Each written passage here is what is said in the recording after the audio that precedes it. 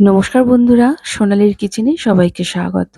আজকে আপনাদের সাথে শেয়ার করব স্বাস্থ্যকর এক টিফিনের রেসিপি। আসুন দেখে নেওয়া যাক কিভাবে বানাচ্ছি। এই টিফিন রেসিপি বানানোর জন্য এক বাটি ডালিয়া নিয়ে নিয়েছি। ডালিয়াটাকে ভালো করে বেছে নিয়ে বেশ কয়েকবার জল পাল্টে ধুয়ে নিতে হবে যতক্ষণ না পরিষ্কার জল বের হয়। আর নিয়ে নিয়েছি এখানে কিছু সবজি, বিনস, গাজর, ছোট করে কাটা ক্যাপসিকাম আর কিছুটা পরিমাণ মটরশুঁটি নিয়ে নিয়েছি। এবার চলে এলাম মূল রান্নায়। কড়াইয়ে দিয়ে দিলাম ১.৫ টেবিল চামচ সাদা তেল। তেলটা ভালো করে গরম করে নিয়ে গ্যাসের ফ্লেমটিকে মিডিয়ামে রেখে প্রথমে কিছুটা পরিমাণ কাজু একটু তেলের মধ্যে নেড়েচেড়ে নেব। কাজুর গায়ে যখন হালকা রং ধরতে শুরু করবে সেই স্টেজেই আমরা কিছুটা পরিমাণ কিশমিশ দিয়ে দেবো। কিশমিশটা দিয়ে কিন্তু বেশিক্ষণ ভাজবো না, একটু নেড়েচেড়ে নিয়ে এই কাজু আর কিশমিশটাকে ভালো করে তেল ঝরিয়ে একটি পাত্রে তুলে নেব। কিশমিশটা তেলে ছাড়ার সময় ক্যামেরাটা আমার অফ হয়ে গেছিল, তার জন্য আপনারা আমাকে ক্ষমা করে দেবেন। কাজু আর কিশমিশ ভেজে নেওয়ার পর যে পরিমাণ তেল ছিল তাতে আমরা এবার সবজিগুলো ভেজে নেব। এই সময় গ্যাসের ফ্লেমটিকে হাইতে দিয়ে প্রথমে আমরা গাজর আর বিনসটাকে দিয়ে দিলাম, সাথে সামান্য একটু লবণ দিয়ে নেড়েচেড়ে নেওয়ার পর এতে ক্যাপসিকামটা দিয়ে দেবো। এবার সমস্ত সবজির সাথে ক্যাপসিকামটা ভালো করে একটু নেড়েচেড়ে নেব। সবজিগুলোকে আমরা লাল করে ভাজবো না, সবজিগুলোর কাঁচা গন্ধ চলে গেলেই এই সবজিগুলোকে আমরা একটি পাত্রে তুলে নেব।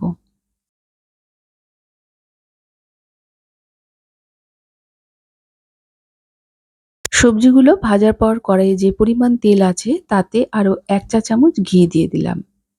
ঘিটা মেল্ট হয়ে যাওয়ার পর এতে ফোড়ন দিয়ে দিলাম কটা এলাচ, একটা দারচিনি, ২ টো লবঙ্গ, সাথে একটা তেজপাতা ছিঁড়ে দিয়ে দিলাম।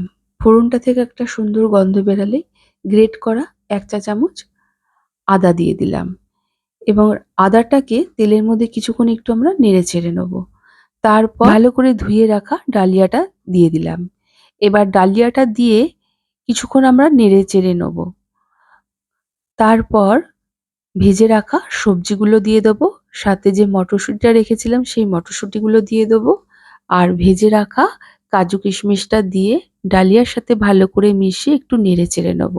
তারপর এতে ১ চামচের থেকে একটু কম গোলমরিচ গুঁড়ো দিয়ে ভালো করে প্রথমে একটু নেড়েচেড়ে নেব।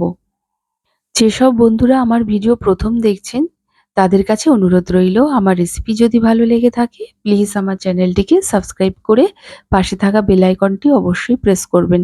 এতে আমি যাই রেসিপি আপলোড করি না কেন নোটিফিকেশন সবার প্রথম আপনার কাছে গিয়েই পৌঁছাবে।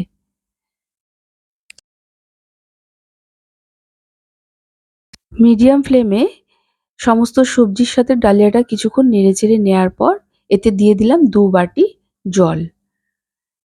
এখানে আমি ১ বাটি ডালিয়ার জন্য ২ বাটি জল নিয়েছি। জলটা দিয়ে ভালো করে মিশিয়ে নেওয়ার পর এতে দিয়ে দিলাম পরিমাণ মতো লবণ আর সামান্য একটু চিনি। এবার ভালো করে মিশিয়ে নেব। এরপর দিয়ে দেবো একটা কাঁচা লঙ্কা। এখন গ্যাসের ফ্লেমটিকে মিডিয়ামে রেখে এটাকে আমরা ঢেকে দিলাম। ফিরে এলাম কিছুক্ষণ পর, দেখুন জলটা অনেকটা শুকিয়ে এসছে। এবার গ্যাসের ফ্লেমটিকে লোতে রেখে এটাকে আমরা কিছুক্ষণের জন্য ঢেকে দেবো।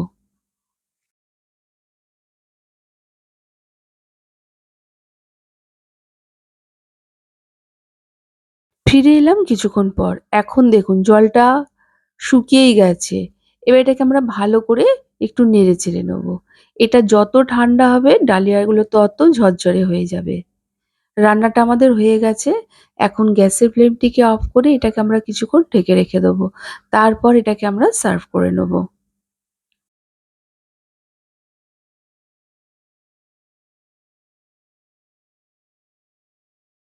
এইরকম ঝরঝরে ডালিয়ার পোলাও কিন্তু খেতে অসম্ভব ভালো হয়।